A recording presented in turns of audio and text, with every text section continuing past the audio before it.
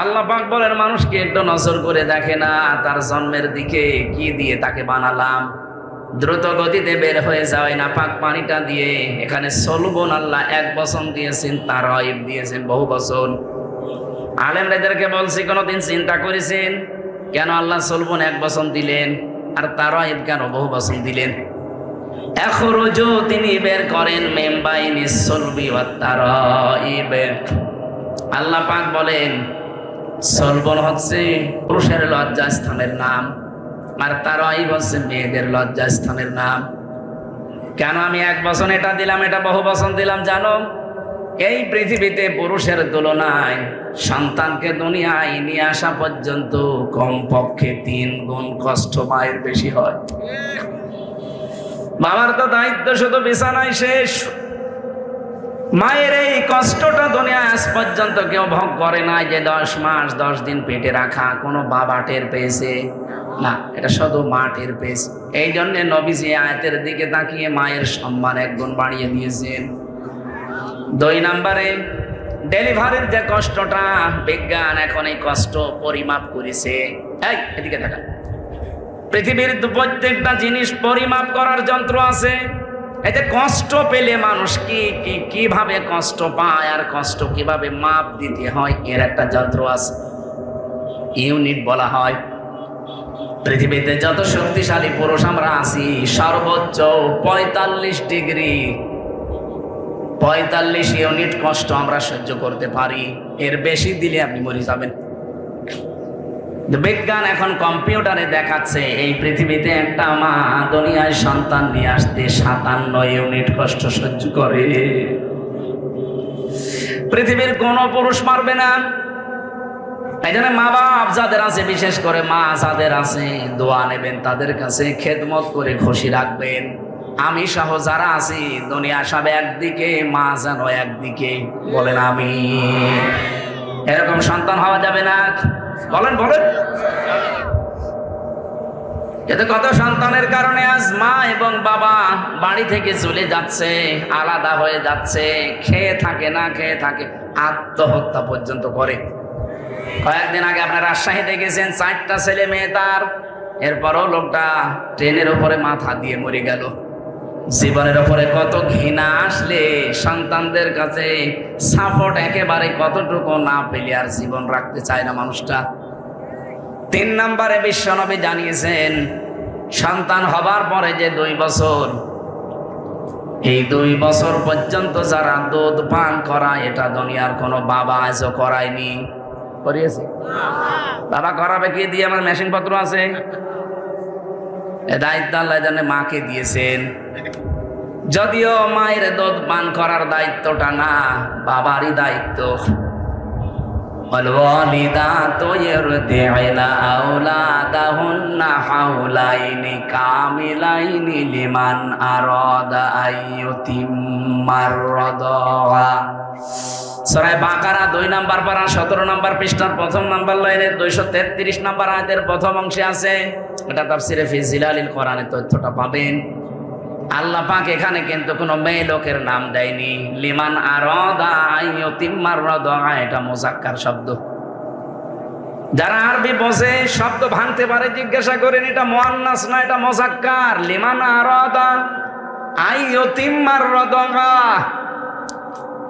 মুযাক্কার দিলেন কেন? অথচ এর আগে আল্লাহ 2 বছর দুধ পান করানোর দায়িত্বের কথা বলতে বলতে আল্লাহ মুযাক্কার দিলেন, মুআন্নাস না দিয়ে, মায়ের নাম না দিয়ে বাবার নাম নিয়েছেন। এই কারণে মা যদি সন্তানকে দুধ না পান করায় তার গুনাহ হবে না, এই দায়িত্বটা বাবার।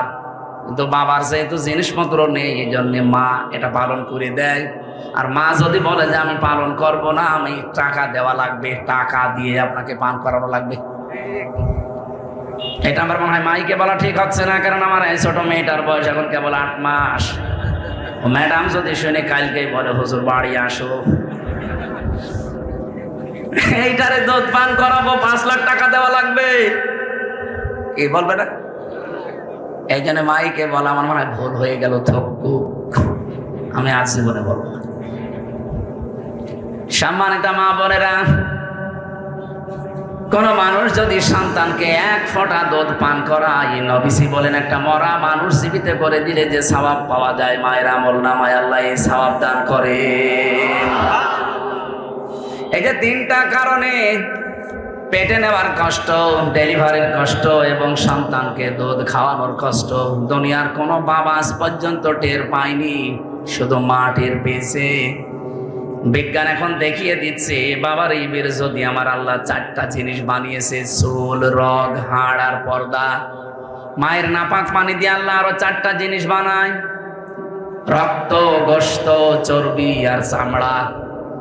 চার আটটা জিনিস এক হলে আমার আল্লাহ নিজের সিদ্ধান্তে আরো পাঁচটা জিনিস দয়া করে দান করেন। ওয়াজআলা লাকুমুস সামআ ওয়াল আবসারা ওয়াল আফইদা। সূরা নাহলের ভেতরে আছে ৭৮ নম্বর আয়াতের মাঝের অংশে পাবেন, ১৪ নম্বর পারার ১৪ নম্বর পৃষ্ঠার ১৩ নম্বর লাইনে আছে। এটাও ফি জিলালিল কোরআনে আছে। আল্লাহ বলেন শ্রবণ শক্তি, দর্শন শক্তি, বাক শক্তি, আকেল শক্তি আর ঘ্রাণ শক্তি, এই পাঁচটা আমি আল্লাহ আমার রব নামের কারণে তোকে দিয়েছি।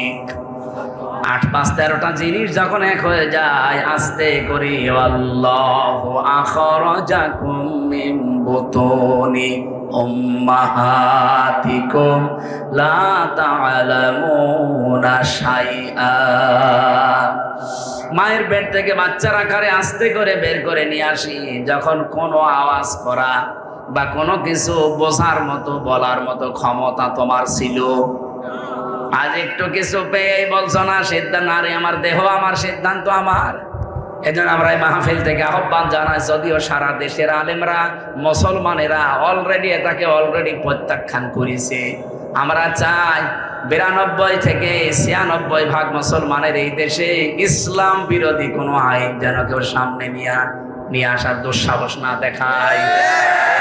রিপোর্ট মানা দূরের কথা, ওটাকে আমরা কমিশনই মানি না। কমিশন আমরা মানবো। এই দেশে মহিলা যা আছে সবার কাছে আপনি স্বাক্ষর নেন, ওই কয়টা হিজড়ার কাছে স্বাক্ষর নেবেন কোন কারণে? ওগুলো কি মহিলা? এখানে যারা এসেছেন, আমার মনে হয় মাইকে আমরা ডাক দেই যে পুরুষ মানুষ যারা আছেন আসেন, পুরুষের প্যান্ডেলে বসেন, মহিলা যারা আছেন মহিলা প্যান্ডেলে চলে যান। আর ওই যেগুলো বিড়ি খেয়ে বেড়াচ্ছে ওইগুলোকে কোন প্যান্ডেলে পাঠাবো? ওগুলো তো মহিলাও না পুরুষও না, কি ওইগুলো হিজড়া। 10 জন মহিলা যে রিপোর্ট দিয়েছে নারী কমিশনে, আমি দেখলাম ওগুলো চেহারার দিকে তাকিয়ে টেলিভিশনে, বলে একটাও মহিলার মতো লাগে না, কারণ ওদের কাটিং কুটিং পাল্টিয়ে গেছে। বাকিটা বললাম না। এই জন্য আমরা চাই আগামীতে আমাদের একটু নাড়া দিয়ে দেখলেন সে মানে কিনা। মানা দূরের কথা, কোরআনের 10টা আয়াতের বিরুদ্ধে চলে গেছে ওদের এই বক্তব্য। 10টা না, কোরআনের একটা অক্ষর যদি এদেশে কেউ পাল্টাতে চায়, বিসমিল্লাহ ছাড়া কবর দেওয়া হবে। কারণ ওর বিসমিল্লাহ বলা তো জায়েজ নেই। কোরআনের একটা অক্ষর পাল্টাতে চাইলে এই লোকটা কাফের। কাফেরের জন্য বিসমিল্লাহি ওয়া আলা মিল্লাতি রাসূলিল্লাহ বলা জায়েজ আছে? এজন্য সাবধান হবে। অনেকে বিভিন্ন কায়দায় সামনে এগিয়ে আসার চেষ্টায় আছে, এটা বাদ দেবে। আমি যে কথা তুলেছিলাম, নবীদের নাম যারা পাল্টিয়েছে, এদেশের আলেমদের নাম যারা পাল্টিয়েছে, এই মানুষগুলো যদি এখনো পর্যন্ত তাওবা না করে, ওরা জালেম হয়ে মরবে। কথা বলেন না কেন? এই জন্য জ্ঞান অনুযায়ী যদি আপনি আমল না করেন, আপনারও কিন্তু পরিণতি এই ফরিদ উদ্দিন মাসুদের মতো হবে। কই লোকটা এখন তার বের হয় না, এখন তার বলে না যে সাইদির ফাঁসি চাই। এক কথা বলছেন এখানে। আজকে আসেন শাহবাগে, আপনি আপনার ঠ্যাং ভেঙে ফেলবে জনগণ। কত বড় নিকৃষ্ট মানের মানুষ হলে এই পৃথিবীর, আমার মনে হয় এখন তামাম দুনিয়াতে যদি 10 জন মানুষকে মানুষ সম্মান করে, তার ভেতরে আল্লামা সাঈদী একজন, যিনি কাবা শরীফে প্রবেশ করে নামাজ পড়েছিলেন। আপনি যেতে পারবেন? ওনার বাপ যেতে পারবে? আল্লাহর ঘর, ইন্না আউওয়ালা বাইতি উযিআ লিন-নাস লাল্লাযী বিবাক্কাতা মুবারাকা ওয়া হুদাল লিল আলামিন। রব্বুল আলামিন বলেন, সর্বপ্রথম এই পৃথিবীতে যে ঘরটা বানিয়েছি তার নাম কাবা, যেটা মক্কায় অবস্থিত, তার মানে মক্কায়। এটা আমি মানুষের জন্য হেদায়েতের মশাল বানিয়েছি। আজ তামাম পৃথিবী থেকে মানুষেরা কাবা শরীফে যাচ্ছে, অলরেডি বাংলাদেশ থেকে আরম্ভ হয়ে গেছে। কথা বলেন না কেন? কেন এখানে যাবে মানুষ?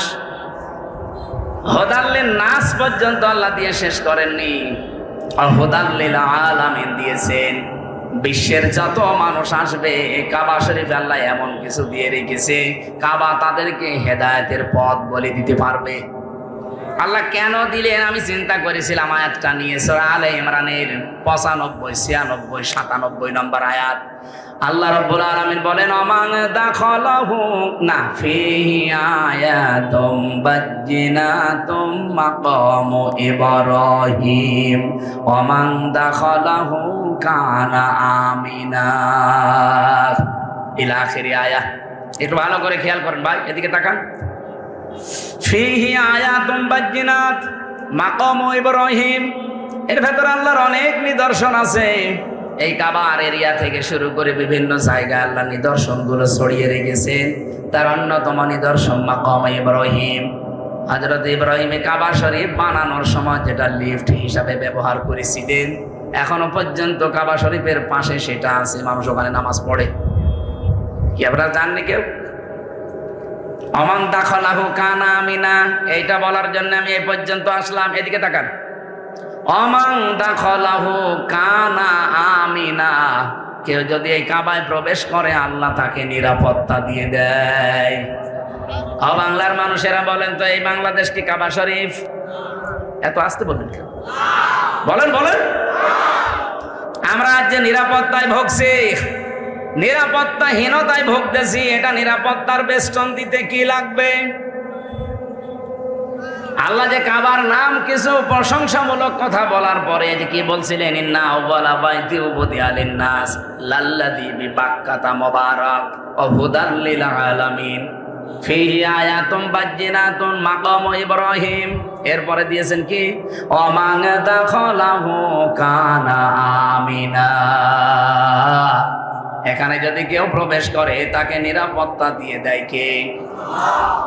এবার আমার প্রশ্ন করার পরে আমি আলেমদেরকে জবাব চাই, কেন কাবা শরীফের এরিয়াতে প্রবেশ করলে আল্লাহ নিরাপত্তা দিয়ে দেয়, অথচ কাবার বাইরে যান দেখেন সেখানে ছিনতাই হয়, চুরি হয়, ডাকাতি হয়? আমি নিজে তো সাক্ষী, বহুদিন ছিলাম। কিন্তু কাবার এরিয়ার ভেতরে প্রবেশ করলে আপনি নিরাপত্তা পেয়ে যাবেন। বহু চিন্তা ভাবনা করে আমার এই মেধায় একটা জিনিস ধরা পড়েছে, কাবার এরিয়ার ভেতরে কোনো শিরিক নেই। কি যারা জানে যায় জিজ্ঞাসা করেন তো, কাবার এরিয়ার ভেতরে কোনো শিরিক পাবেন না? কোরআনে কারিমে আল্লাহ সূরা আনআমের ৮২ নম্বর আয়াতে জানিয়েছেন, আল্লাযীনা আমানু ওয়া লাম ইয়ালবিসু ঈমানাহুম বিযুলমিন উলাইকা লাহুমুল আমন ইলা আখিরি আয়াত। যারা ঈমান আনবে এবং ঈমানের সাথে জুলুম, এখানে জুলুম মানে শিরিক, ঈমানের সাথে যারা শিরিক মিশ্রণ করবে না, রব্বুল আলামিন বলেন উলাইকা লাহুমুল আমন, এই মানুষগুলোই আমি আল্লাহর পক্ষ থেকে নিরাপত্তার হকদার। তাহলে আল্লাহর পক্ষ থেকে যদি আজ নিরাপত্তা দিতে হয় বাংলাদেশকে, যেহেতু এটা কাবা শরীফ না, কাবার মতো যদি আমরা নিরাপত্তার বেষ্টনী দিতে চাই, ঈমান আমাদের যায় আছে, শিরিক থাকা চলবে না। আমার কথার অর্থ আমার মনে হয় আপনি বুঝেছেন। এদেশের মানুষের ঈমান যা আছে, ঈমানের ভেতরে শিরিক থাকলে আল্লাহ নিরাপত্তা দেবে? বলেন বলেন। আজ আমাদের প্রতিবেশী নামে কলঙ্ক, এদের কাছ থেকে আমরা নিরাপত্তাহীনতায় ভোগী। পাকিস্তানের সাথে মাইর খেয়ে এখন উল্টা আমাদের দিকে চোখ রাঙাচ্ছে, সে মাছ না পেয়ে সিপে কামড় দিচ্ছে। এখানে আমি আয়াত পড়েছি ওই রকম, আজকে জবাব দেব কোরআনের আয়াত দিয়ে ইনশাআল্লাহ। ভালো করে শুনবেন ভাই, ডিস্টার্ব হচ্ছে কারো? একটু অ্যাক্টিভ হয়ে শুনে। এই দেশটাকে আপনি আমেরিকার কাছে, চীনের কাছে, রাশিয়ার কাছে, ভারতের কাছে নিরাপত্তা চেয়ে জীবনেও পাবেন না। নিরাপত্তা শুধুমাত্র দিতে পারে আমাদেরকে গণেশ, দুর্গা, কে? আরে ভাই, অন্য ধর্মের যারা আছে তারা নাই বলুক যে হ্যাঁ আমাদের নিরাপত্তা আমাদের গণেশে দেবে, আমাদের দুর্গায় দেবে, সরস্বতী দেবে দিক। আমরা যারা 92-93 মুসলমান, বলেন আমাদেরকে নিরাপত্তা একমাত্র দিতে পারে কে? নিরাপত্তা দিতে পারে যেহেতু আল্লাহ, ওনার ঘোষণা এটা, যারা ইমানের সাথে শিরিক মিশ্রণ করে না তারাই নিরাপত্তার হকদার। এই জন্য আমরা বাংলাদেশকে শিরিক মুক্ত করতে চাই। এদেশে একটা প্রকাশ্য শিরিক চলছে, সকল ক্ষমতার উৎস জনগণ, এটা একটা শিরিক। কি কথা বলছেন না? আন্নাল কুওয়াতা লিল্লাহি জামিআ, ক্ষমতার উৎস কে? এটাকে যারা না মেনে বলেন ক্ষমতার উৎস জনগণ, আপনি কিন্তু শিরিক করলেন। আর শিরিক করলে মানুষটা মুশরিক হয়ে যায়। এক কথা বলছেন না কেন? এক কথায় জবাব শোনেন, আল্লাহ যেটা পারে ওইটা অন্য কেউ পারে, এই বিশ্বাস করার নাম শিরিক। আর এই শিরিকটা বাংলাদেশে আর ভারতে বেশি। আমি বিশ্বের বহু দেশে ঘুরেছি, কোন দেশে এই শিরিকটা পাইনি। এই দেশে সবচাইতে বেশি এটা পাওয়া যাচ্ছে। আল্লাহ যেটা পারে ওইটা অন্য কেউ পারে। বলেন বলেন, যদি কেউ মনে করেন যে না পারে, তাহলে আপনি শিরিক করে ফেলেছেন অলরেডি। আর শিরিক করলে আপনি মুশরিক। সব গুনাহ আল্লাহ মাফ করে দেবে, কোরআনে জানিয়েছেন, কিন্তু শিরিকের গুনাহ মাফ হবে না। অকদিমনা ইলা মা আমিলু মিন আমালিন ফাজআলনাহু হাবাম মানসুরা। এই পৃথিবীতে যারা শিরিক মিশ্রিত আমল নিয়ে আসবে, ধুলি কণার মতো ওদের মুখের উপরে নিক্ষেপ করব। খুলনাবাসী, এটা আমার বিভাগ, বাড়ি আমার কুষ্টিয়া। এ বিভাগের সন্তান আমি গর্ব করি সারা বাংলাদেশে যে আমার বিভাগের নাম খুলনা। এই বিভাগে অন্তত শিরিক আমরা চলতে দেব না। হ্যাঁ, কথা বলেন না কেন? আমি সারা দেশের মানুষের ঘর চেয়ে বেড়াই, আর আমার ঘরে খেয়াল নেই। এই দেশের সবচাইতে বেশি শিরিক হয় চট্টগ্রাম বিভাগে, এরপরে সবচাইতে বেশি শিরিক হয় ময়মনসিংহ বিভাগে, এরপরে 3 নম্বরে আছে আমরা শিরিক হতে দেব না। এই দেশে কেউ যেন শিরিক না করে মাজারের নামে, বাবার নামে। এই কথা বলেন না কেন? এমনকি আল্লাহর একজন অলি খান জাহান আলী, তার মাজারেও অনেকে শিরিক করছে। এটা বাগেরহাটের মানুষের জন্য দরকার হয় শিরিক বন্ধ করে দেওয়া। দরকার হয় আইন পাশ করে শিরিকগুলো বন্ধ করেন। এই খুলনা বিভাগে যত জায়গায় মাজার আছে, মাজারগুলো সম্মানের জায়গা, সম্মানে থাকবে। তাহলে সেখানে যে আপনি শিরিক করবেন কেন? এ বিভাগে জন্ম নিয়ে যেমন আমার গর্ব হয়, আমার আফসোসও একটা আছে। কারণ আমার বাড়ি যেখানে, সারা পৃথিবীতে একটাই মাত্র জায়গা যেখানে নিরাপদে গাঁজা খাওয়া যায়, লালনের মাজা। পুলিশ পাহারা দিয়ে গাঁজা খাওয়ায়। এটা আমার আফসোস লাগে, আল্লাহ এমন জেলায় আমি আসলাম। আমার ভাইরা, আমি যে কথা তুলেছিলাম ভালো করে শোনেন। জ্ঞান অনুযায়ী আমল না করলে কিন্তু আপনি নিরাপত্তায় থাকতে পারবেন না। সুতরাং এই দেশে আমরা আর কাউকে শিরিক করতে দেব না। ক্ষমতার উৎস একমাত্র আল্লাহ, এটা আমরা প্রমাণ সামনে করি ছাড়বো ইনশাআল্লাহ। কথার অর্থ যদি বোঝেন, আমি আর নিচে নামলাম না। যারা আজ বিভিন্ন কায়দা কৌশল করছেন মানুষের মন পাওয়ার জন্য, জীবনেও মন পাবেন না। কারণ মানুষকে বানিয়েছে আল্লাহ, মানুষের মনও বানিয়েছে আমার আল্লাহ। এদেশের মানুষ এখন অলরেডি বুঝে ফেলেছে যে এই দেশকে নিরাপত্তার বেষ্টনী দেওয়ার জন্য ইসলাম ছাড়া বিকল্প নেই।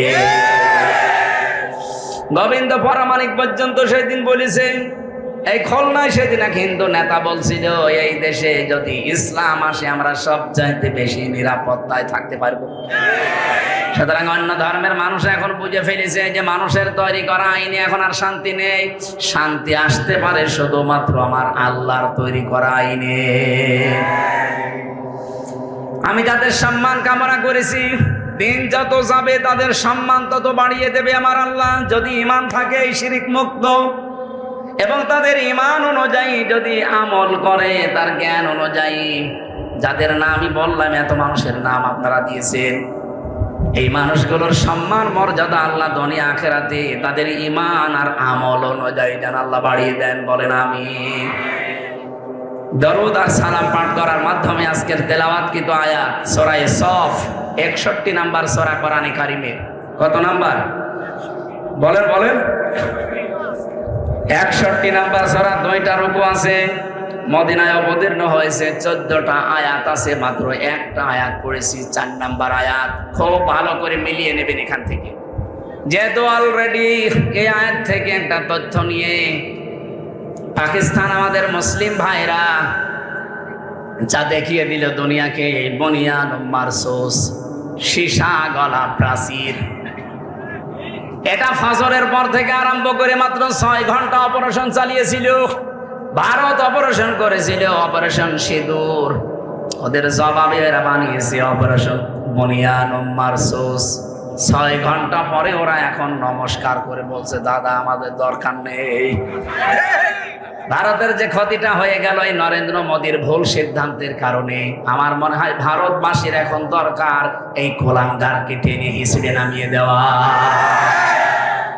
কোরআনে কারীম জানিয়েছে, ওয়ায়াজআলুর রিজসা আলাল্লাযীনা লা ইয়াকিলুন। সূরা ইউনূসের 100 নম্বর আয়াতের শেষের দিকে আছে, এই পৃথিবীতে কোনো মানুষ যদি বিবেক অনুযায়ী কাজ না করে তাহলে তার উপরে আল্লাহ নিজে ভুল সিদ্ধান্ত চাপিয়ে দেয়। কথা বোঝেন আমার? ভালো করে বোঝেন। কোন মানুষ যদি তার বিবেক অনুযায়ী কাজ না করে, তার জ্ঞান অনুযায়ী যদি কাজ না করে, কমন সেন্স আকল, তাহলে আল্লাহ বলেন তার উপরে আমি রিজসা ভুল জিনিস চাপিয়ে দেই। এই নরেন্দ্র মোদী নামে পৃথিবীর নিকৃষ্ট এই শয়তান, এই কোলাঙ্গার, একে মানুষ বলা ঠিক নাই, আল্লাহর ঘর ভেঙে ফেলেছে। একটা জানোয়ার। বলে না কেন? আপনি আজ দুপুর 12:30টার একটা রিপোর্ট পেয়েছি, আমেরিকা পাঠিয়েছে তাম পৃথিবীর 257টা দেশ, এর ভেতরে নিকৃষ্ট মানুষের তালিকা, যারা শাসক 1 নম্বরে নাম দিয়েছে তারা হাসিনা। এটা সবচাইতে নিকৃষ্ট মানুষ এই দুনিয়ায় এখন 1 নাম্বার। 2 নম্বরে নাম দিয়েছে ওনার স্বামী খ্যাত এই নরেন্দ্র মোদী। 3 নম্বরে নাম দিয়েছে নেতানিয়াহু, এই শয়তান ইসরায়েলেরটা। 4 নম্বরে নাম এসেছে বাশার আল আসাদ সিরিয়ার। 5 নম্বরে নাম এসেছে, ওটা এখন আর নেই, ওটা মরে গেছে, হিটলার। 6 নম্বরে আর একজনের নাম এসেছে, ও নাম আমি এখন নিতে পারবো না, কিছুদিন পরে নেব। এই 6 জনের নাম তারা আন্দাজে বানায়নি, বানিয়েছে মানব অধিকার নষ্ট করার কারণে। এই মোদি তামাম দুনিয়ায় যা করে দেখালো মানব অধিকার নষ্ট করে। ও বলছে আমি জঙ্গি হামলা চালিয়েছি। কেন জঙ্গি হামলা চালাতে গিয়ে মসজিদ ভাঙলেন? কি আপনি যদি জঙ্গিদেরকে মারবেন তো মারেন, আমরা আপনার পক্ষে আছি। জঙ্গি তো আপনি নিজেই। জঙ্গি মানে সন্ত্রাসী হিসাবে আপনারা বলেন, জঙ্গি মানে সন্ত্রাসী। পৃথিবীর বড় সন্ত্রাসী নরেন্দ্র মোদী না? আপনি তাকিয়ে বলেন তো, আল্লাহর ঘর যারা ভেঙে দিতে পারে তাদের মতো সন্ত্রাসী দুনিয়ায় আবার কে আছে? কত মুসলমানকে আপনি বিদায় করে দিলেন বিনা কারণে। আপনার এই ভুল সিদ্ধান্তের কারণে আজকে ভারতে কত নিরপরাধ মানুষও কিন্তু এই যে সৈন্যবাহিনী, তারা কিন্তু একেবারে কুকুরের মতো মরিয়ে পড়ে আছে। এই মানুষগুলোর মায়ের বুক খালি করলেন এই ভুল সিদ্ধান্তের কারণে। এই জন্যই তো আল্লাহ এমন কিছু চাপিয়ে দিয়েছে যে এখন উঠে আসা সম্ভব না। যা ক্ষতি করে ফেলেছে ভারতে, এটা এখন 50 বছর লাগবে এই ক্ষতি পোষাতে ওদের। এখন আমরাও চাই বাংলাদেশে যারা আছেন তারাও যদি ভুল সিদ্ধান্ত নেন, বিবেক কাজে না লাগান, কমন সেন্স যেটা দিয়েছে, আকল যেটা বলা হয়, এটা যারা পেয়েছেন যদি কাজে না লাগান, ভুল সিদ্ধান্ত চেপে বসবে, তখন সামাল দেওয়া কঠিন হয়ে যাবে। এখানে আর দেরি না। দেশের জনগণ 18 কোটি মানুষ এখন এক বাক্যে বলছে এই নিষিদ্ধ জিনিসকে নিষিদ্ধ করে দিন। আপনারা কেন কালক্ষেপণ করবেন? আলহামদুলিল্লাহ, ঠিক আছে, আমি আরো ঘন্টাখানিক আগে শুনেছি। না, নিষিদ্ধ করা খুব দরকার ছিল। কারণ কি জানেন, যে মানুষগুলো পালিয়ে গেছে, ওরা নয় পালিয়েছে কিন্তু ওদের ব্রেন তো নষ্ট হয়নি, ওরা তো এখনো কাজে লাগাচ্ছে। এই যে হাসাও মাহমুদ, এই শয়তানকে বসে আছে বাইরে, যে শয়তান তো যদি মরিয়েও যায় তো ওরে মনে হয় দায়িত্ব দিয়ে গেছে। এরকম হাজার হাজার শয়তান, 4,500 শয়তান অলরেডি ভারতে আছে।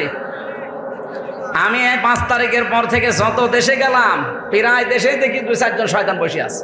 সিঙ্গাপুরে মালয়েশিয়া, থাইল্যান্ড, বাহরাইন, যতগুলো দেশ ঘুরছি, হোটেলে উঠি তো হোটেল থেকে নিচে নামে একটু খাবার খাওয়ার জন্য, চা খাওয়ার জন্য, দেখে 2 শয়তান বসে আছে। কি গো হুজুর, আমরা আগেই পালিয়েছি। আপনি পালালেন কেন? আপনাদের না 620টা বাড়ি? হ্যাঁ, আপনাদের না 620টা বাড়ি? একটা বাড়িতে তো এখন থাকতে পারেন না। তাওবা করে ভালো হয়ে যাব, আপনাদের বিশ্বাস করব কি করে? ইতিহাস তো আমরা জানি, 14 বার সুযোগ দিয়েছিলাম, একবারও ভালো হননি। আর আল্লাহর ঘোষণা আছে, মানুষ যখন পাপের সীমা ছাড়িয়ে যায় তখন আল্লাহ তাকে আর ঘুরিয়ে নিয়ে আসার কোনো রাস্তা থাকে না।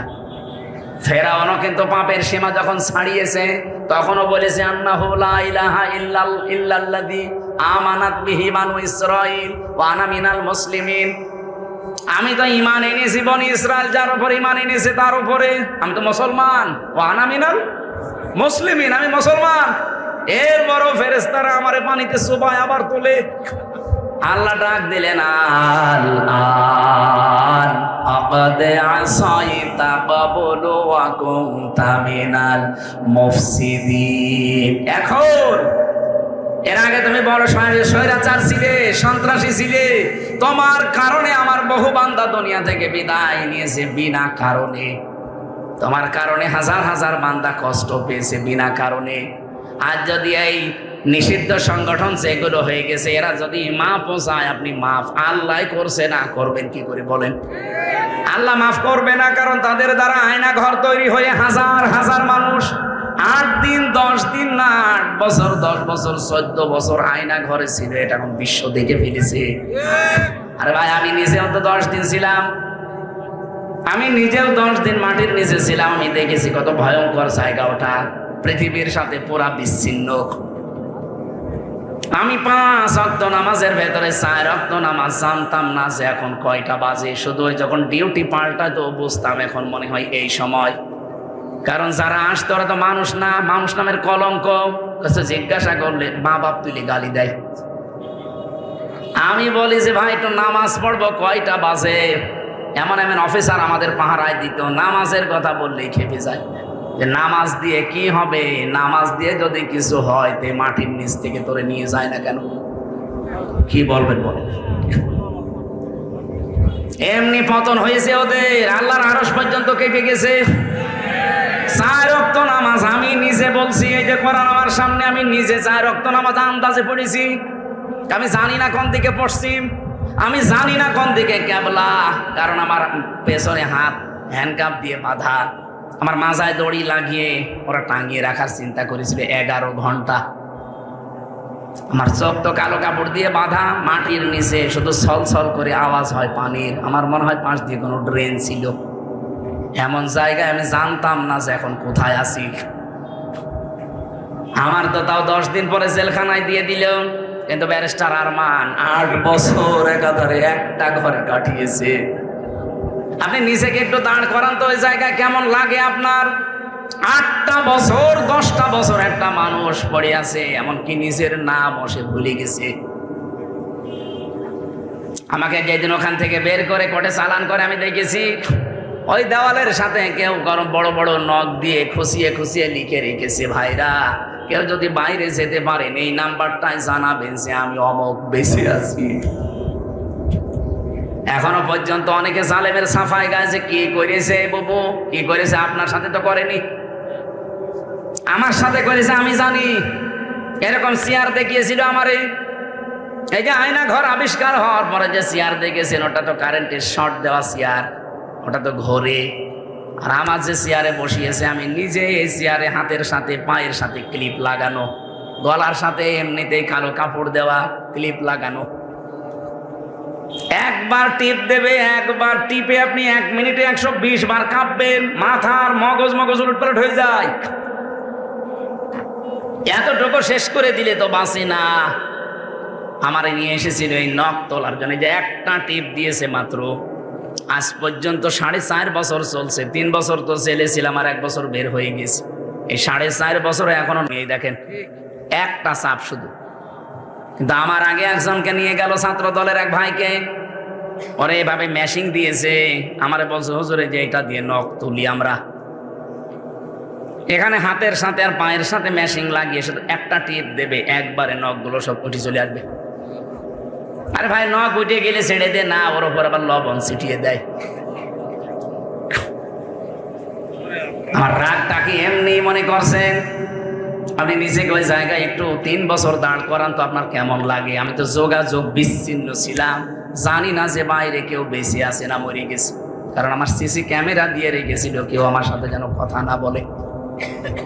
3টা বছর আমি জানি না আমার মা বাবা আছে কিনা। জেল থেকে বের হয়ে শুনলাম আমার দাদা মরে গেছে, আমার নানি মারা গেছে, আমার চাচাতো ভাই মরে গেছে, অথচ একটাও আমি জানতাম না। কারারক্ষীরা যদি জিজ্ঞাসা করে যে ভাই বাইরের খবর কিছু জানেন, ও শয়তান এমন আচরণ করতো, মা বাপ দুইলে গালিগালাজ দেয়, কারণ যাদের দায়িত্ব পেতাম একটাও তো মুসলমান না। সুব্রত বালা, অসিত কুমার, দেবদুলাল, আশিক রায়, এর নাম শুনেই বোঝা যাচ্ছে শয়তান। ওর কাছে তো আলেম সালেম নেই, সবই ওর কাছে সমান, আরো আলেমের নাম দেখলেও ঘৃণা করে। রিমান্ডে আমারে যারা সবচাইতে বেশি অত্যাচার করেছে, আমার মাথার চুল থেকে পায়ের তালু পর্যন্ত 1 ইঞ্চি জায়গা বাকি নেই যেখানে ওরা টর্চার করে নাই।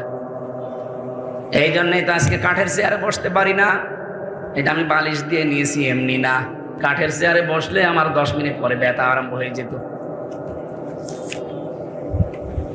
এমন টর্চার করেছে, এটা বউ ছাড়া কাউকে দেখানো যায় না।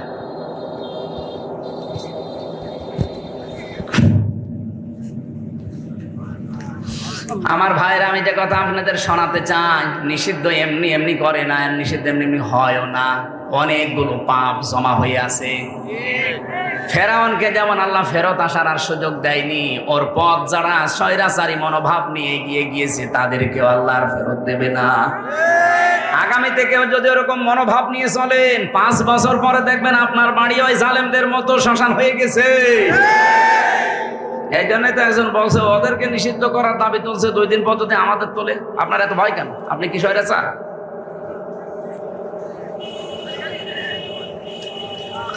সূরা সফ থেকে যে আয়াতটা পড়েছি, বুনিয়ানুম মারসুস, এমন একটা গুরুত্বপূর্ণ শব্দ এটা। এই পৃথিবীতে 2টা কাতারকে আল্লাহ সবচাইতে বেশি পছন্দ করে। কয়টা?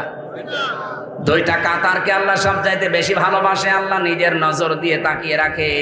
1 নাম্বার কাতারের নাম নামাজের কাতার, 2 নাম্বার কাতারের নাম জিহাদের ময়দানের মুজাহিদদের কাতার। সেই কাতারের শব্দ থেকেই পাকিস্তান যেটা ছেড়ে দিয়েছে ওইটার নাম বুনিয়ানুম মারসুস। রব্বুল আলামিন বলেন, ইন্নাল্লাহা ইউহিব্বুল্লাযীনা ইউকাতিলুনা ফি সাবিলিহি সাফফান কাআন্নাহুম বুনিয়ানুম মারসুস। অবশ্যই আমি আল্লাহ নিজে ভালোবাসি। আপনি চিন্তা করতে পারেন শব্দটা কি আল্লাহ চয়েস করলেন। ইন্নাল্লাহা, অবশ্যই আমি আল্লাহ, ইউহিব্বুল্লাযীনা, তাদেরকেই ভালোবাসছি এবং বাসবো। ইউহিব্বু এটা মজারে, বর্তমান, ভবিষ্যৎ, প্রেজেন্ট, ফিউচার।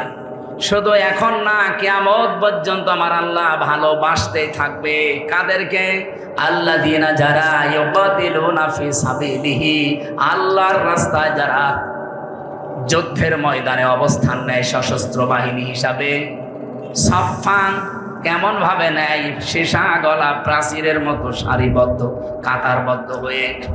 এই কাতারটা আল্লাহর কাছে এত বেশি ভালো লাগে, কারণ এই কাতারটা আমার আল্লাহর জমিনে আল্লাহর দিন কায়েমের জন্য, মানবতা প্রতিষ্ঠা করার জন্য, অন্যায় উৎখাত করার জন্য এই কাতার তৈরি করা হয়।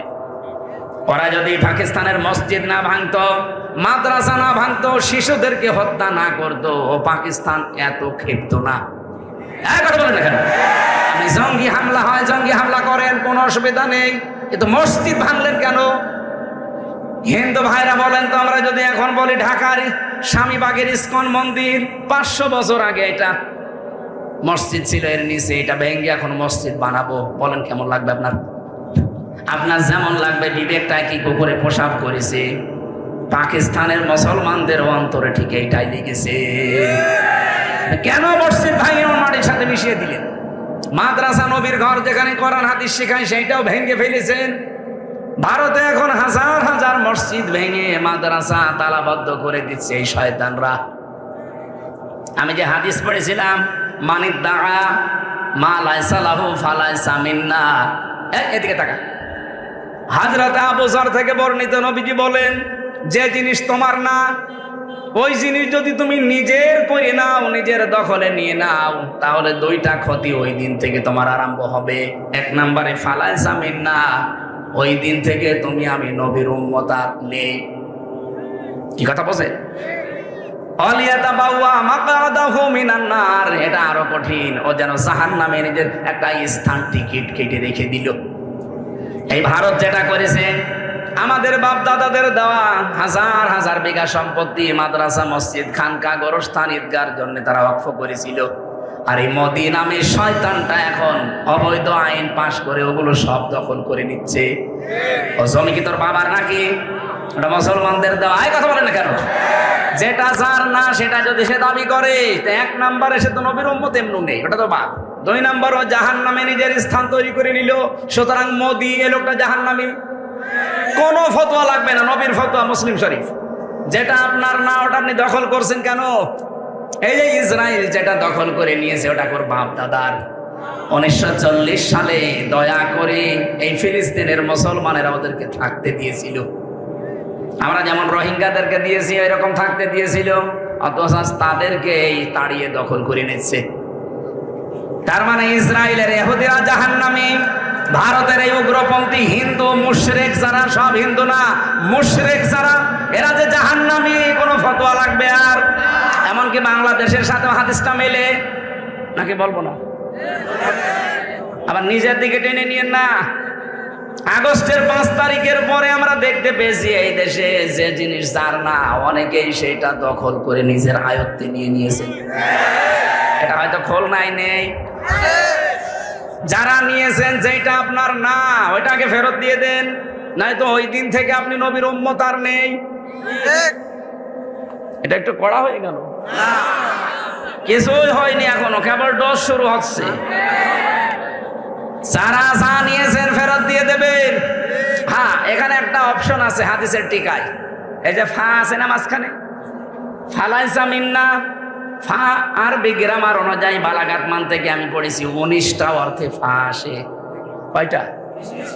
এর 13 নাম্বার কায়দায় দেখবেন একটা কায়দা লেখা আছে, উপরে বর্ণিত কোন শব্দ যদি আপনার সাথে মিলে যায়, পরের যেটা আল্লাহ এবং রসুল বলতে চাই মাস্ট বি ওটা আপনার উপরে কার্যকর হবে। প্রথম শব্দ ছিল কি? মানিদ দাআ, এখানে টান আছে। মানিদ দাআ মা লাইসা লাহু, এই যে হাদিস এখানে আছে, আমি নোট করে এনেছি একেবারে বাংলা ভাষায়। দাঁড়ান আপনাকে পড়ে পড়ে শোনাই। অনেকে মনে করবেন যে হুজুর মনে হয় বানাচ্ছে, আমার নিজের বানানো কথা না।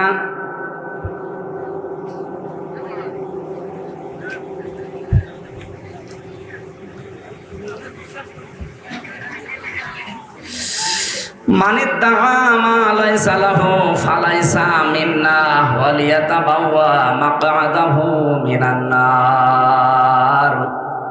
এই দেখেন, আন আবি যাররিন রাদিয়াল্লাহু তাআলা আনহু قال আন্নাহু সামিয়া রাসূলুল্লাহি সাল্লাল্লাহু আলাইহি ওয়াসাল্লাম ইয়াকুল মানিদ দাআ মা লাইসা লাহু ফালাইসা মিন্না ওয়ালিয়াতাবাওয়া মাকআদাহু মিনান নার। রাহু মুসলিম। মুসলিম শরীফের 3765 নাম্বার হাদিস। হযরতে আবু যর বলেন, কোন ব্যক্তি যদি এমন জিনিসের দাবি করে যে জিনিসের প্রকৃত মালিক সে নয়, তাহলে তার দুইটা শাস্তি। এক নম্বরে সে আমার দলভুক্ত না, তার মানে আমার উম্মত না।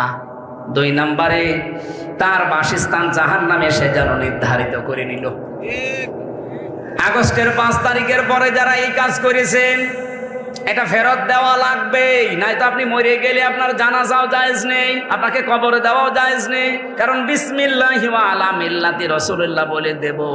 আমি কি মিথ্যা কথা বলবো আপনার জন্য? আল্লাহর নামে তো আপনাকে রাখা যাবে না, আর রসুলের দলেও তো আপনাকে দেওয়া যাচ্ছে না, কারণ আপনি মানুষের জিনিস দখল করে নিয়েছেন।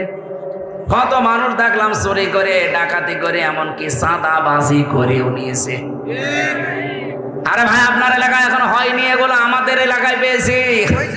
যাদের এলাকায় যা হয়েছে ফেরত দেওয়া লাগবে না, ওর জন্য জানাজাও নেই, ওর জন্য কবরও নেই, পরে পুড়িয়ে ফেলবেন, কারণ এমনও জাহান্নামে যাবে।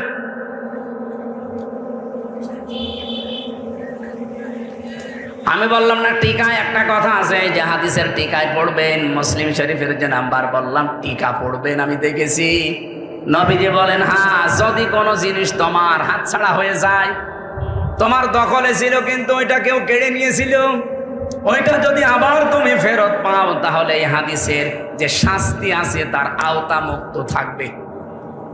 কথা বুঝেছে? আলেমরা যদি না বোঝে, আমি আবার বলছি, রিপিট করে পরে যদি না বোঝেন না, আপনার খবর আছে। যেই জিনিস আপনারই ছিল কিন্তু ওইটা হাতছাড়া করে ফেলেছিলেন, হারিয়ে গিয়েছিল, কেউ নিয়ে নিয়েছিল, ওটা যদি আপনি আবার ফেরত পান, তাহলে হাদিসের যে শাস্তি, আপনি নবীর উম্মত থাকতে পারবেন না, এই শাস্তি আপনার জন্য না, কারণ আপনার জিনিস আপনি ফেরত পেয়েছেন। কথা বলেন না কেন? এই যে ইসলামী ব্যাংক যাদের ছিল তারা ফেরত পেয়েছে।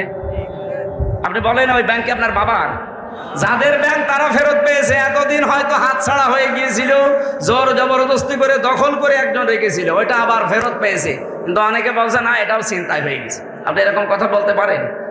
ওই ব্যাংকে আপনার বাবার, আপনার দাদা যারা বানিয়েছিল তারা এখন ফেরত পেয়েছে, এক কথা বলছেন না? আপনি এই জায়গায় ফতোয়া দেন যে না ও জোর করে নিয়েছে। আরে ভাই, আমার নিজেরটা বলছি আমি।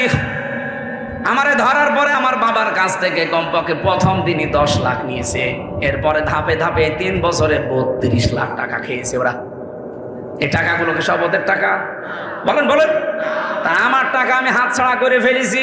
আপনি যেভাবেই হোক মিথ্যা মামলা দিয়ে, মিথ্যা সাক্ষী দিয়ে, বিভিন্ন কায়দায় ভয় ভীতি দেখে রিমান্ডে নিয়ে টাকাগুলো আমার বাবার কাছ থেকে নিলেন। এমনকি আকিস গ্রুপে চাকরি করতাম, সেখান থেকে ওরা 32 লাখ নিয়েছে। এই টাকাগুলো তো আর আপনাদের না, যারাই নিয়েছেন। আমার মামলার আয়ু থেকে শুরু করে মিজানুর রহমান বাড়ি মাদারীপুরের টেকের হাট, এই শয়তান থেকে শুরু করে একেবারে টপ টু বটন যারা মামলার সাথে জড়িত সবাই খেয়েছে। আমি চাই এই টাকা তারা ফেরত দেবে। আপনাদের খুলনারও একজন অফিসার ছিল, এসপি, ফুলতলায় বাড়ি, আমার রিমান্ডে উনিও ছিল। ভাগ যদি পায় ওরাও পেয়েছে। বিশেষ করে কাউন্টার টেররিজমের প্রধান যে ছিল গোপালগঞ্জের আসাদুজ্জামান, এই শয়তান বেশি খেয়েছে। ও আমার চোখ কালো কাপড় দিয়ে বেঁধে বলছে, ফুটবলের মতো ওই দেলাওয়ারকে পিটিয়েছিলাম, আপনাকে ওভাবে লাগতাবো। আমি চাই আমার টাকা ফেরত দেওয়া লাগবে, নয়তো আমার কোনো মাফ নেই। আমার গাড়িটাও আটক করে ওরা গাড়িটা পর্যন্ত 1,13,000 টাকা বিনা কারণে নিয়েছে। সেদিন ওই ওসি এসেছিল, সিরাজগঞ্জ এক মাহফিল ছিল, দেখে ওসি এসেছে। হুজুর আসসালামু আলাইকুম, কে আপনি? বলছে আমি সেই ওসি আবুল কালাম আজাদ। আরে ভাই এদিকে আসেন। হুজুর মাফ করেন। আমি মাফ করবো, আমার টাকা ফেরত দেন। আমি তো মাফ করার জন্যই বসে আছি, আমার টাকাগুলো আগে ফেরত দিয়ে দেন। টাকা নেই, আমার নামে বিভাগীয় মামলা হয়েছে, আমি এখন পালিয়ে বেড়াচ্ছি। পালিয়ে বেড়ালে হবে না, আগে টাকা দিন। আপনি মাফ চান মানে জিনিসকে আপনার ছিল, আপনি জোর করে টাকাগুলো নিলেন কেন? শেষে 1 লাখ টাকা ফেরত দিয়েছে। আচ্ছা 13,000 কয়? বছর হুজুর আছে না, ঠিক আছে। পুলিশ যে টাকা ফেরত দেয় বাংলাদেশে এই মনে হয় প্রথম। এখন দেখছে বিভিন্ন জায়গায়, আমরা চাই ওরা যা উপায় করেছে এতদিন সব ওইভাবে করে নিয়ে নেওয়া লাগবে। কথা বলেন না কেন? এই 15.5 বছরে বিএনপির কাছে, জামাত ইসলামের কাছে, চরমনার কাছে, খেলাফত আন্দোলন, হেফাজতের কাছে যা যা যেভাবে নিয়েছে, মিথ্যা মামলা দিয়ে, মিথ্যা সাক্ষী দিয়ে, ভয় দেখিয়ে, বাড়ি থেকে তাড়িয়ে দিয়ে, কত কায়দায় দখল করেছে না, সবগুলো ফেরত দিন। যেভাবে হোক ফেরত নিয়ে নেবেন। বাবা শাহজালাল সব হালাল জিনিস আমার, আমি ফেরত নেব। আপনার জিনিস নাকি? আমার যেমন আমার নিজেরটা বললাম, আপনারটা যদি এরকম হারিয়ে ফেলেন আপনি এভাবে কেড়ে নেন। কিভাবে নেবেন আমি জানি না। যেহেতু অন্যায়ের বিরুদ্ধে কোনো প্রতিবাদ দাঁড়িয়ে গেলে সীসা গলা প্রাচীরের মতো ওই কাতারটা আল্লাহর পছন্দ হয়। আপনি দেখেন না, মাত্র 2 থেকে 3 দিনের আন্দোলনে এত বড় একটা জালেমদেরকে দেশ নিষিদ্ধ করে দিয়েছে। সীসা গলা প্রাচীরের মতো সামনে আমাদের ঐক্যবদ্ধ থাকা লাগবে, কারণ এই কাতারটা আল্লাহর খুব ভালো লাগে। রব্বুল আলামিন বলেন এত বেশি পছন্দ করি এই কাতারকে, এই কাতার থেকে কেউ যদি শহীদ হয়, মারাও যায়, তার জন্য 6টা পুরস্কার দুনিয়া আখিরাতে আমি আল্লাহ দিয়ে দেই। বলেন সুবহানাল্লাহ। এজন্য আমরা সত্যের পক্ষে, এই পৃথিবীতে আল্লাহর দ্বীন কায়েমের জন্য, মানবতার পক্ষে, অন্যায়ের বিরুদ্ধে যেখানেই ডাক দিক দলমত দেখা যাবে না, দাঁড়িয়ে যাওয়া লাগবে। যদি আমার বাবার বিরুদ্ধেও দাঁড়ানো লাগে, আমি এই কাতারে দাঁড়াতে রাজি আছি না নে? ইন্নাল্লাহা ইউহিব্বু, আল্লাহ বলেন আমি ভালোবাসি, বাসবো। এই ইউহিব্বু শব্দ দিয়ে আপনি আরেকটা আয়াত পাবেন রাসূল সংক্রান্ত, ওলে ইন কুনতুম তুহিব্বুনাল্লাহা ফাত্তাবিউনি ইউহিব্বুকুমুল্লাহ। হে নবী, আপনি বলেন যদি আল্লাহর ভালোবাসা পেতে চাও তাহলে আমার রাসূলের আনুগত্য করো, আমি নিজেই তোমাদেরকে ভালোবাসছি, বাসবো। এখানেও মোজারে দিয়েছেন আল্লাহ ইউহিব্বুকুমুল্লাহ, আমি নিজেই তোমাদেরকে ভালোবাসা আরম্ভ করে দেব। এখানে আমার শব্দের দিকে খেয়াল করে, যেটা আমি পেয়েছি, আলেমরা হয়তো এভাবে চিন্তা ভাবনা করে না, আমি পেয়েছি আপনি রাসূলকে শুধু ভালোবাসলেই, মহব্বত করলে আল্লাহ ভালোবাসবে, বিষয়টা এমন না। এখানে তাবউন আছে, তাবাইন, তাবউন মানে দেখে দেখে চলা।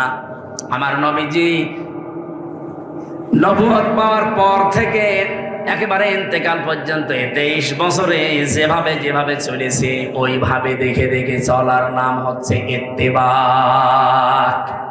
বাংলাদেশে ভালোবাসা আছে আবেগে ওপরে, কিন্তু ইত্তেবা করতে বললে তখন বলে না, এ ঝামেলা আছে। নবীজি 27টা যুদ্ধে নিজে নেতৃত্ব দিয়েছেন, কথা বলে ঠিক কিনা? 27টা যুদ্ধে নিজে কমান্ডার ছিলেন, চিন্তা করতে পারেন।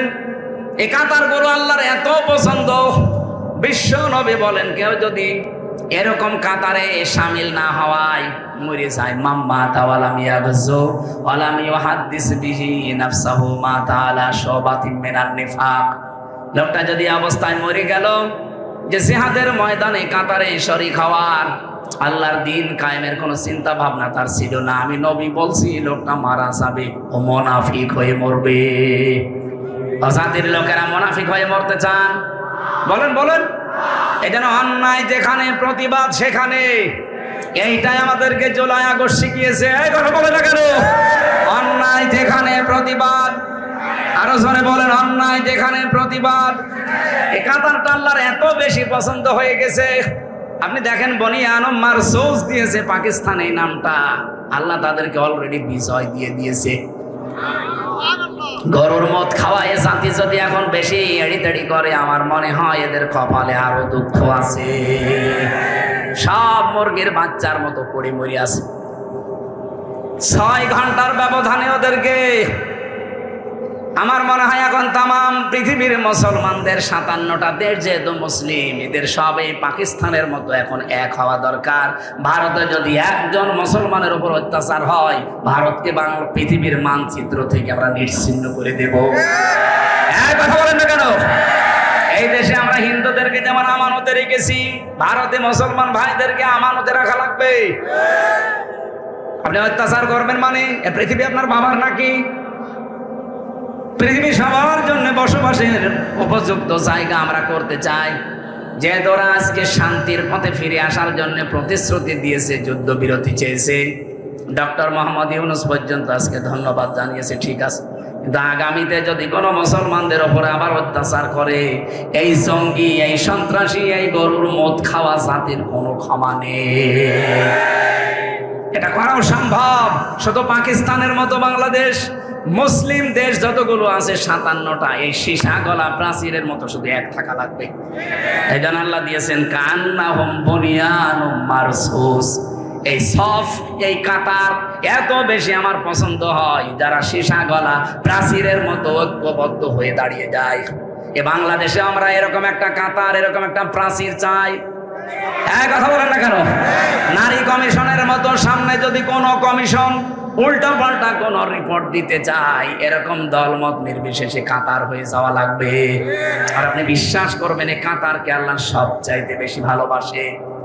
আর একটা কাতার আছে যে কাতারকে আল্লাহ খুব বেশি ভালোবাসে, ওটা নামাজের কাতার। এই জন্য নবীজি জানিয়েছেন নামাজে দাঁড়ালে যার জন্য কাতার বাঁকা হবে পুরা গোনা তার হবে।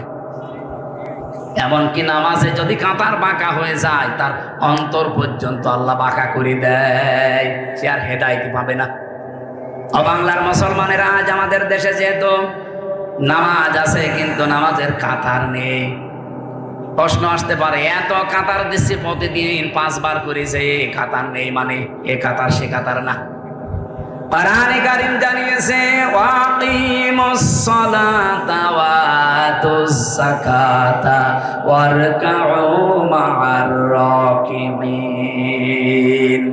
সূরা বাকারার 43-44 নম্বর আয়াতে আছে, এই পৃথিবীতে যারা নামাজ কায়েম করে আর যাকাত দিয়ে দেয়, আমি আল্লাহ বলছি 3 নম্বরে তাদের আরেকটা গুণ হবে, তারা রুকুকারীদের সাথে রুকু করবে কাতারবদ্ধ হয়ে জামাতে। বলেন তো আয়াতের ভেতরে বিধান পেলাম আমরা একটা একটা করে 3টা। 1 নম্বরে ওয়াকিমুস সালাতা, যারা নামাজ কায়েম করবে। খুলনাবাসী, নামাজ কায়েম করার দায়িত্ব কি আমির হামজার? কার? আল্লাহর মানে নামাজ কায়েম করার দায়িত্ব রাষ্ট্রের।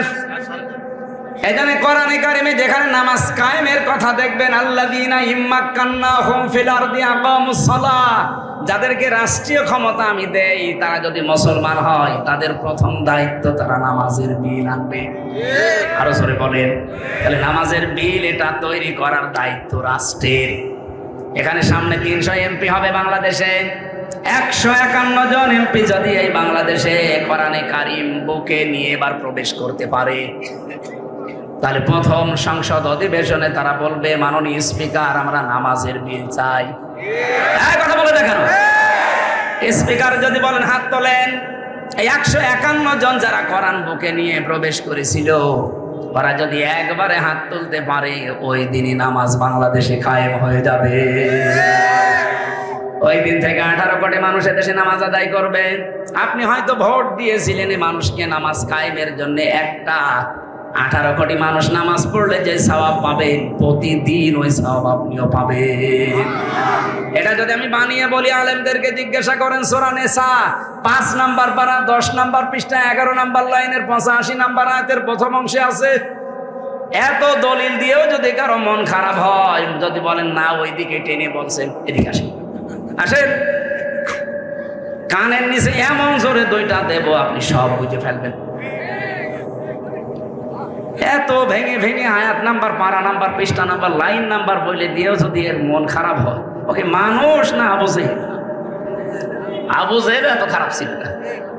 আবু জেহেলও চুরি করে কোরআন শুনতে যেত। আরে এত দলিল দিয়েও মানতে চাই না। আরে ভাই, নামাজ কায়েমের কথা বললে আপনার গায়ে আগুন ধরে। এটা তো আমার দায়িত্ব না, এটা দায়িত্ব সরকারের।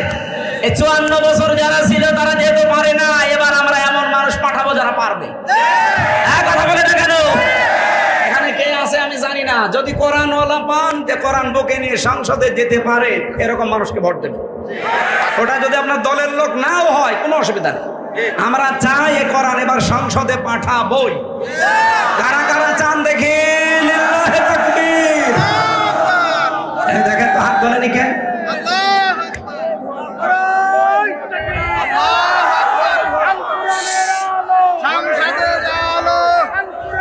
আলহামদুলিল্লাহ। এই হাত ধরে যেন আল্লাহ কবুল করেন এবার কোরআনকে সংসদে নেওয়ার জন্য। যাকাত, যাকাত কায়েম করা লাগবে, যাকাত দেওয়া লাগবে, এটা দায়িত্ব সরকারের।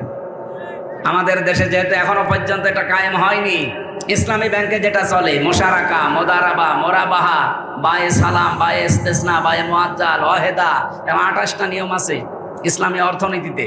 আমরা চাই এই নিয়মটাই বাংলাদেশের যত ব্যাংক আছে, সোনালী, রূপালী, চৈতালি ব্যাংক আছে, ওটাও হয়ে যাবে কয়দিন। এরকম যত ব্যাংক আছে তারাও যেন ইসলামের এই যে অর্থনীতির যে চ্যাপ্টার আছে এই নিয়ম নীতি মেনে চলে। কারণ এগুলো চলছে না, এই জন্য গরিব আরো গরিব হয়ে যাচ্ছে, ধনী আরো ধনী হচ্ছে। আর এটার দায়িত্ব পালন করবে রাষ্ট্র। কে? ওই সূরা হজের ওই যে 41 নম্বর আয়াতের পরের অংশে এটা আছে, আল্লাযীনা ইম্মাক্কান্নাহুম ফিল আরদি আকামুস সালাতা ওয়া আতাবুজ যাকাত। এজন্য আমাদের উচিত হচ্ছে এরকম কিছু তৈরি করে সামনে এগিয়ে দেওয়া, যে মানুষগুলো নামাজের বিল আনবে, যাকাতের বিল আনবে, অন্যায় কাজগুলো আইন পাশ করে বন্ধ করে দেবে, চাঁদাবাজি, দুর্নীতি, ঘুষ খাওয়া, সুদ খাওয়া, এই কথা বলেন এখানে। আর ভালো ভালো কাজ যেগুলো আছে সেগুলো আইন পাশ করে করে জারি করে দেবে, এ দেশটা মিনি জান্নাত হয়ে যাবে।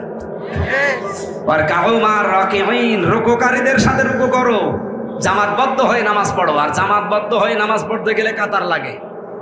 আমরা চাই পৃথিবীর এই 257টা দেশ, মুসলিম দেশ আসে 57টা, এরা যদি এই নামাজের এই কাতারের শিক্ষা নেয়। পাকিস্তান যেমন বনিয়ান ও মার্সোস নিয়ে আজ গমত খাওয়াদেরকে একেবারে নাস্তানাবুদ করে দিয়েছে, বিশ্বের মুসলমানেরা শুধুমাত্র এই কাতারটা শিক্ষা নিক, নামাজের কাতারের, দেখেন সব টাইট হয়ে যাবে বিশ্বে। নামাজের কাতারে যারা যেতে চান না, অনেকে নিজে নিজে নামাজ পড়েন, বাড়িতে নামাজ পড়েন, এখানে নামাজ পড়েনও না। ওয়ামুর আহলাকা বিস-সালাতি ওয়াসতাবির আলাইহা লা নাসআলুকা রিজকা নাহনু নারযুকুকা ওয়াল আকিবাতু লিত-তাকওয়া। রব্বুল আলামিন সূরা তাহার 132 নম্বর আয়াতে জানিয়েছেন, হে নবী আপনি নিজে নামাজ পড়েন আর পরিবারস্থ লোকদেরকে নামাজে বাধ্য করেন, আদেশ দেন। কারণ আপনার কাছে রিজিক আমি চাই না, রিজিক আপনাকে আমি দান করি। শুভ পরিণাম অপেক্ষা করছে মুত্তাকি বান্দাদের জন্য। আমরা যেহেতু রাষ্ট্রে এখনো নামাজ কায়েম পাইনি, পেয়েছি? বলেন বলেন। এখানে যে যে জায়গায় আছি, ইমানকে টিকিয়ে রাখার জন্য আল্লাহ